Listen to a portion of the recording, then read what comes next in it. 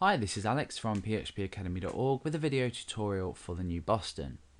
Now in the last part we looked at creating an AJAX request, sending or retrieving the contents of page.html and then just echoing them out, or sorry, not echoing them out, but placing the contents of this file into our content div just here.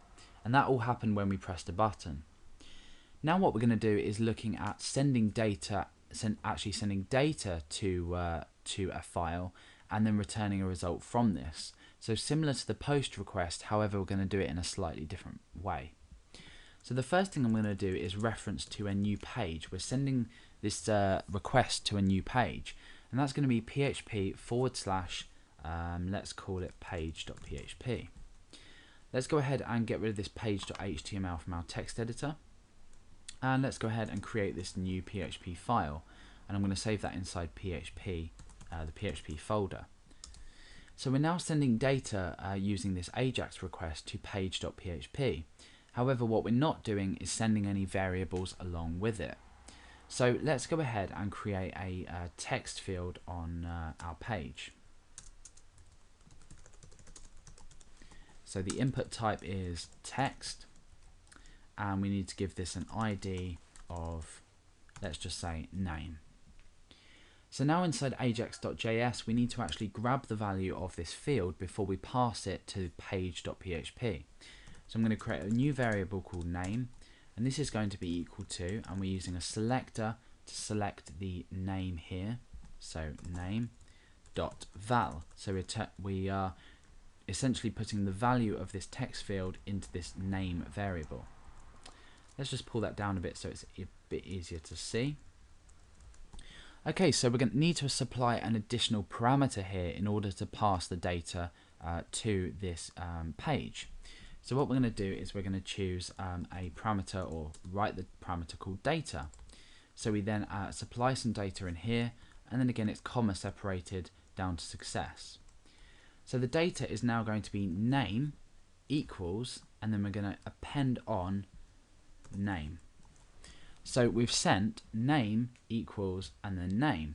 So now in page.php we can pick up on this get variable here and actually, display it back out, maybe do something with it.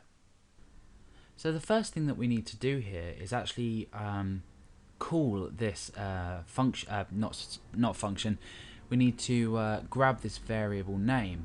So inside page.php we want to do something similar to what we did before, and that's first of all to check if this variable is set. So has it been sent to this page? So we use the isSet in PHP, and we say $_get, because we're sending a get variable, and we have called this variable name, so we choose name. Now if we have set this variable, we can reassign it, or have set this get variable, we can reassign it to a variable, so $_get name. We can now just simply go ahead and echo that out.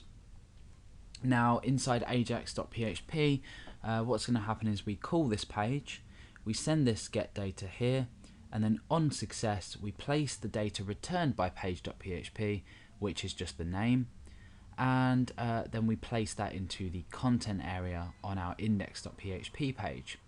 So let's go ahead and check that that works. Let's go ahead and type in a name, click load, and you see that that's returned by our PHP page.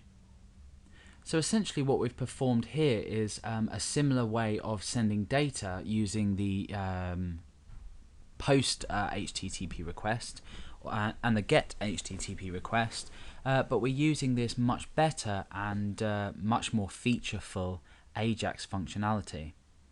So in the tutorials that follow this one, we're going to look at some more options that we can use inside when we use AJAX, and the callbacks that AJAX provides.